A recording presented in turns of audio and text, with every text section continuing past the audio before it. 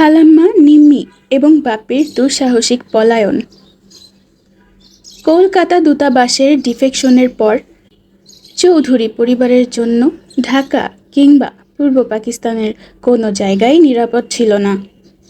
কলকাতার মিশনের ডিফেকশনের খবরও আমরা জানতে পারি। এই খবর জানার পর পরিবারের সবাই বিশেষভাবে চিন্তিত হয়ে পড়েন। বাবাও ডিফেক্ট করছেন সবার সাথে। খবর পেলাম তার এই সিদ্ধান্তে ক্ষুব্ধ হয়ে উঠেছে পাকিস্তান সরকার। প্রতিশোধের আক্রোশে উপযুক্ত পদক্ষেপ নিশ্চয়ই গ্রহণ করবে সামরিক জান্তা। সবাই একমত হলেন, আমাদের আর লালবাগে থাকা ঠিক হবে না, সরে পড়তে হবে। সিদ্ধান্ত অনুযায়ী আমি, বাপ্পি, মা ও নিম্মি বাসা থেকে পালিয়ে গিয়ে আশ্রয় নিলাম আমাদেরই এক ফুপুর বাড়ি। কোনো জায়গায় বেশি দিন এক নাগারে থাকা ঠিক নয়, তাই আমরা পালিয়ে বেড়াতে লাগলাম বাড়ি থেকে বাড়ি। এভাবে আমরা আশ্রয় নিয়েছিলাম আনু মামার বাড়ি, শহীদ মামার শ্বশুর বাড়ি, আত্মীয় অগ্রণী ব্যাংকের ম্যানেজার পেরু মামার বাড়িতে। সে বাড়িতেই ঘটল বিভ্রাট। একদিন গোয়েন্দা বিভাগের একজন অফিসার এলেন পেরু মামার বাসায় কোনো এক কাজে। সেখানে ঘটনাক্রমে তিনি মাকে হঠাৎ করে দেখে ফেললেন। মিসেস চৌধুরীকে চিনতে বিন্দুমাত্র কষ্ট হলো না তার। সন্দেহপ্রবণ হয়ে ফিরে গেলেন ভদ্রলোক। তিনি জাতীয় গোয়েন্দা বিভাগের সদর দপ্তরে খবরটা পৌঁছে দেন। পরদিনই পেরু মামার বাড়ি ও লালবাগের বাসায় একই সাথে রেড করা হলো আমাদের খোঁজে। কিন্তু ভদ্রলোকের ভাবসাব বুঝে আমরা ভদ্রলোক চলে যাবার সঙ্গে সঙ্গেই পেরু মামার বাড়ি ছেড়ে অন্যত্র চলে যাই। এভাবে আমরা বেঁচে যাই সে যাত্রায়। এই ঘটনা থেকে পরিষ্কার বোঝা গেল পাকিস্তানি গোয়েন্দা বিভাগ প্রতিশোধ হিংসায় হন্য হয়ে খুঁজে বেড়াচ্ছে আমাদের। বাংলাদেশে আর থাকা সম্ভব নয়, পালিয়ে যেতে হবে সীমান্ত পেরিয়ে। ইতিমধ্যে স্বপন, বদি ওরা সবাই মুক্তিযুদ্ধে যোগ দিয়েছে। আমিও যাব তাদের সাথে। মা বাদ সাধলেন, মুক্তিযুদ্ধে যাবে সে তো গর্বের কথা, কিন্তু তার আগে আমাদের কলকাতায় তোমার বাবার কাছে পৌঁছে দেবার দায়িত্ব নিতে হবে তোমাকে। আমাদের পৌঁছে দিয়ে তুমি যুদ্ধে যাবে, তার আগে নয়। মার যুক্তিসঙ্গত অনুরোধ উপেক্ষা করার অবকাশ নেই। মা ও সমর্থ বোনের পালিয়ে যাবার দায়িত্ব যার তার উপর বিশ্বাস করে দিয়ে দেয়া চলে না। আমাকেই নিতে হবে এ কঠিন দায়িত্ব। পালাবার পরিকল্পনা প্রণয়নে ব্যস্ত হয়ে পড়ি। ঠিক করা হয় ঢাকা থেকে পালিয়ে যাব নানাবাড়ি নবীনগর। সেখান থেকে সুযোগ মতো কসবা সেক্টর দিয়ে আগরতলায় পাড়ি জমাতে হবে। নবীনগর থেকে কী করে বর্ডার ক্রস করতে হবে সেটা নবীনগর গিয়েই ঠিক করতে হবে অবস্থা বুঝে। আনু মামা, আলতু নানাকে সঙ্গে নিয়ে মা, নিম্মি ও আমি এক রাতে নরসিংদী হয়ে নবীনগর এসে পৌঁছালাম। ঢাকা থেকে নরসিংদীর গাড়িতে, সেখান থেকে লঞ্চে নবীনগর একদম বাড়ির ঘাটে। নবীনগর গ্রামে খান সেনারা তখনও হানা দেয়নি, কিন্তু তবুও দলে দলে হিন্দুরা সব বসত বাটি ছেড়ে চলে যাচ্ছিল ভারতে। বর্ধিষ্ণু নবীনগর গ্রামে খা বাড়ি বিশেষ পরিচিত। বড় আব্বা ও নানা দাপটশালী জমিদার হিসাবে এককালে 10 গ্রামে বিশেষ শ্রদ্ধার পাত্র ছিলেন। বড় আব্বাকে ব্রিটিশ সরকার খেতাবেও ভূষিত করেছিল। প্রাসাদপম জমিদার বাড়ির সামনে জোড়া দিঘি। নবীনগরের মুক্ত পরিবেশে পৌঁছে সবাই হাঁপ ছেড়ে বাঁচলাম। আনু মামা 2 একদিন বিশ্রাম করে ঢাকায় ফিরে গেলেন। তার পুরো পরিবার তখনও রয়েছে সেখানে। খান সেনাদের চোখে ফাঁকি দিয়ে আমরা পালিয়ে আসতে পারায় বাড়ির সবাই মহা খুশি।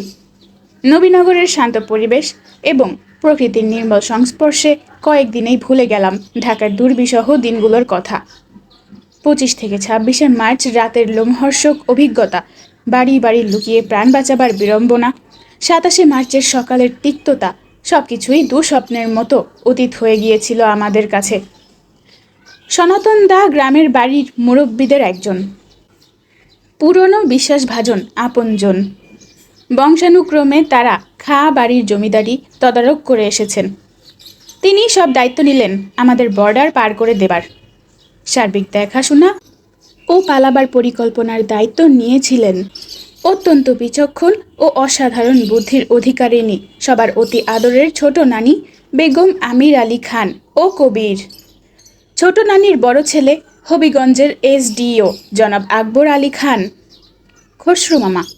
খান সেনাদের স্বেচ্ছ সন্ত্রাসের বিরোধিতায় ইতিমধ্যেই বিদ্রোহ ঘোষণা করে প্রতিরোধ সংগ্রাম গড়ে তুলেছিলেন এবং সেই সময়ে আগরতলায় মুক্তিযোদ্ধাদের সাথে অবস্থান করছিলেন। ঠিক হলো আগরতলাতে খসরু মামার কাছেই যাব আমরা। একই গ্রামের কলেজ পড়ুয়া ছেলে মোমেন আমাদের গাইড হয়ে সঙ্গে যাবে। সনাতন দা যাত্রার সব বন্দোবস্ত করে দেবেন। অসম্ভব উপস্থিত বুদ্ধির অধিকারী তরুণ যুবক মোমেন অসীম সাহসীও বটে। ইতিমধ্যেই সে কয়েকটি শরণার্থী দলকে আগরতলায় নিজ তদারকিতে পৌঁছে দিয়ে এসেছে খান সেনাদের বুড়ো আঙ্গুল দেখিয়ে। কসবা সেক্টর দিয়ে আগরতলা পৌঁছানোর চোরা রাস্তাগুলো ওর নখদর্পণে। ঠিক হলো নৌকা যোগে মেঘনা তিতাস পাড়ি দিয়ে খরস্রোতা গোমতী নদী বেয়ে কুমিল্লা ব্রাহ্মণবাড়িয়া জিটি রোড পর্যন্ত গিয়ে তারপর পদযাত্রা। বর্ডার পার হওয়ার পর পথিমধ্যে পড়বে একটি বড়সড় বাজার। সেখান থেকে ভাড়াটে গাড়িতে আগরতলা। বড় একটা গয়না নৌকা ঠিক করলেন নানি ও সনাতনদা। মাঝি মল্লারা সবাই অত্যন্ত বিশ্বস্ত। দুর্যোগপূর্ণ এক ঝড়ের রাতে আল্লাহর নাম করে মোমেন, কবির ও আলতু নানাকে সঙ্গে করে নৌকায় উঠে পাড়ি জমালাম এক অজানা ঠিকানায়। দুর্যোগের রাতে খান সেনাদের চোখ অতি সহজেই ধুলো দিয়ে পালিয়ে যাওয়া সম্ভব হবে বলেই ঝড়ের রাতে নৌকা যাত্রার সিদ্ধান্ত নেওয়া হয়েছিল। বদর বদর বলে মাঝি মল্লারা মেঘনার উত্তাল বুকে অন্ধকারে নৌকা ভাসিয়ে দিল। ভালো করে সাঁতার জানি না আমি ও নিম্মি দুজনেই। ঝড়ো হাওয়ায় মেঘনা হয়ে উঠেছে বিক্ষুব্ধ। বিশাল ঢেউয়ের পাহাড় ভেঙে নৌকা এগিয়ে চলল দুলতে দুলতে। ঢেউয়ের দোলা ও ঝড়ের তীব্রতার ভয়ে জড়সড় হয়ে চুপ করে বসে আল্লাহ রাসূলকে স্মরণ করতে থাকলাম সবাই। এমনি করে সারা রাত একটানা নৌকা বেয়ে ফজরের ওয়াক্তে এক জায়গায় নৌকা ভেরালো মাঝিরা। সেখানে নেমে পড়তে হলো সবাইকে। শুরু হলো পদযাত্রা। ধান ক্ষেত পাট ক্ষেতের আলের উপর দিয়ে কাদা পলির উপর দিয়ে খালি পায়ে হেঁটে পাহাড়ি টিলাগুলো পার হচ্ছিলাম। পরনে সবার গ্রাম্য লেবাস। দুপুরের আগেই জিটি রোডের কাছে পৌঁছে গেলাম আমরা। একটি পাট ক্ষেতের মধ্যে সবাইকে লুকিয়ে রেখে মোমেন আর আমি এগিয়ে গেলাম রাস্তাটা রেকি করতে। কিছুক্ষণের মধ্যেই ফিরে এলাম আমরা। রাস্তা ক্লিয়ার। ক্ষিপ্র গতিতে রাস্তা পার হয়ে দূরে চলে যেতে হবে যত তাড়াতাড়ি সম্ভব। দূরের জঙ্গলে গা ঢাকা দেবার আগে খান সেনাদের দৃষ্টিতে পড়লে রক্ষে নেই। নির্ঘাত মৃত্যু। পড়ি কি মরি, সবাই দৌড়ে ছুটে চলেছি রাস্তা ক্রস করার জন্য। আর একটু গেলেই উঁচু রাস্তা। হঠাৎ মোমেন বলে উঠল, সবাই শুয়ে পড়ুন, খান সেনাদের টহল গাড়ি আসছে। তার নির্দেশে সবাই ধান ক্ষেতের কাদা পানিতে অসাড় হয়ে শুয়ে পড়লাম। চারদিকে যতটুকু দৃষ্টি যায় ছোট ছোট পাহাড়, টিলা, ধান আর পাটের ক্ষেত। লোকজনের চিহ্ন মাত্র নেই। ধান ক্ষেতের কাদা পানিতে মুখ গুজে পড়ে থেকে সবাই প্রমাদ গুনছিলাম, যদি টহলদার খান সেনারা দেখে ফেলে। ভয়ে নিম্মির দু চোখ দিয়ে পানি গড়িয়ে পড়ছিল। আল্লাহি বাঁচানেওয়ালা। খান সেনাদের গাড়িটা অল্প কয় গজ দূর দিয়ে উত্তর দিকে চলে গেল। ওরা ধান খেতে পড়ে থাকা মানুষগুলি দেখতে পেল না। গাড়িটি অনেক দূরে দৃষ্টির অগোচরে চলে গেলে সবাই উঠে এক দৌড়ে রাস্তা ক্রস করে অপর দিকের পাট খেতে গিয়ে বসে পড়লাম। একটু দম নেওয়া দরকার। মা বেচারির ডান পাটা কিছুদিন আগে ভেঙে গিয়েছিল ইউনিভার্সিটির সিঁড়ি থেকে পিছলিয়ে গিয়ে। ভাঙা পাটা দুনিয়ে ফুলে উঠেছে। অসম্ভব সহ্য শক্তি মার। মুখ ফুটে কখনো নিজের অসুবিধার কথা ব্যক্ত করে না। তাই শুধু বলল, একটু দম নেওয়া যাক।